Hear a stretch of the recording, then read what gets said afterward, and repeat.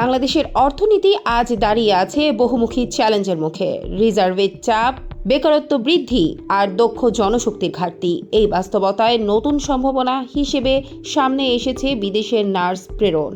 কিন্তু প্রশ্ন হলো, এটি কি সত্যি অর্থনৈতিক সংকটের কার্যকর সমাধান? বিশ্বজুড়ে স্বাস্থ্য খাতে নার্সের চাহিদা দ্রুত বাড়ছে। ইউরোপ, জাপান, জার্মানি, যুক্তরাজ্য, অস্ট্রেলিয়া ও মধ্যপ্রাচ্যের সংকট এখন তীব্র। ওয়ার্ল্ড হেলথ অর্গানাইজেশনের পূর্বাভাস বলছে 2030 সালের মধ্যে বিশ্বে প্রায় 4.5 মিলিয়ন নার্স এবং 3,10,000 মিডওয়াইফের ঘাটতি হবে।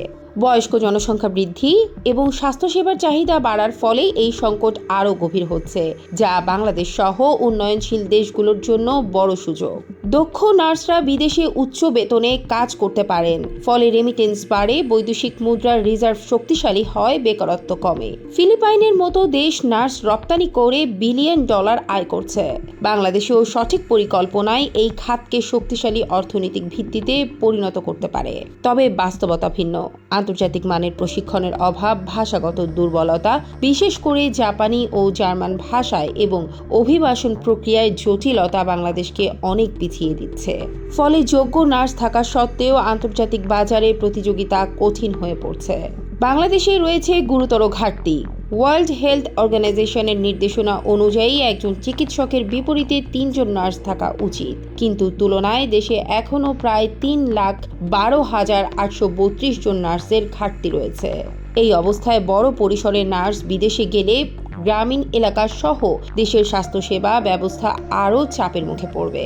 বিদেশের নার্স প্রেরণের বড় ঝুঁকি হল মেধা পাচার।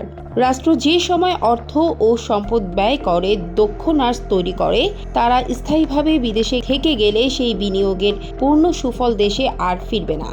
এছাড়া রেমিটেন্সের উপর অতিরিক্ত নির্ভরতা অর্থনীতিকে ঝুঁকির মুখেও ফেলতে পারে।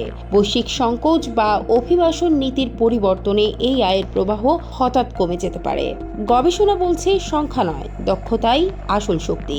আন্তর্জাতিক মানের কারিকুলাম, ক্লিনিক্যাল অভিজ্ঞতা, প্রযুক্তি ব্যবহারের দক্ষতা এবং ভাষা জ্ঞান, এই 4টি বিষয়ই নির্ধারণ করবে এই খাতের সফলতা। বিদেশে নার্স প্রেরণ, এটি কি অর্থনীতির জন্য আশীর্বাদ নাকি দেশের স্বাস্থ্য ব্যবস্থার জন্য এক নীরব সংকট?